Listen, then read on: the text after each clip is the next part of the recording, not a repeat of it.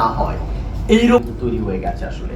এবং আমেরিকান দুজন প্রফেসর বই লিখেছে যে ওয়াই নেশনস ফেল, কেন একটা জাতি এবং রাষ্ট্র ফেল করে। 300 পৃষ্ঠার বই, পুরো পৃথিবীর বহু দেশের এক্সাম্পল তারা দিয়েছেন, প্রাচীন থেকে শুরু করে যে রাষ্ট্র হয়েছিল ভেঙে গেছে কেন।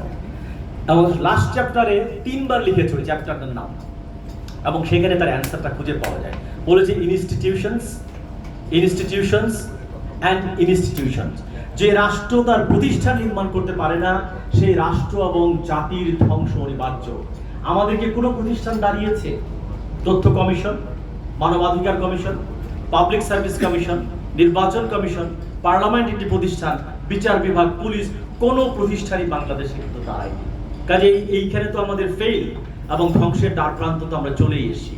কাজে যদি করতে হয় এমন সংবিধান আমাদেরকে নির্মাণ করতে হবে, যেমন এই সংবিধান কিন্তু শুরুতেই সামন্তবাদী সংবিধান। প্রথম লাইন হচ্ছে গণপ্রজাতন্ত্রী বাংলাদেশ, এর মধ্যে একটা ফিউডালিজম। আমরা হচ্ছি প্রজা, আর যিনি আমাদেরকে শাসন করবেন তিনি হচ্ছেন রাজা। রাজা মরে গেলে কি হয়? রাজার ছেলে ক্ষমতায় নেয়, রাজার ছেলেরা কিন্তু তৈরি হয়ে আছে, এবং তার ছেলে মেয়েরাও কেন নাতি পর্যন্ত নাকি তৈরি আছে। রাজতন্ত্রে কিন্তু এই ফর্মুলা থাকে। কাজে এই নামটাও কিন্তু চেঞ্জ করতে হবে। কেন? এটা পিপলস রিপাবলিক, একটা গণতান্ত্রিক বাংলা।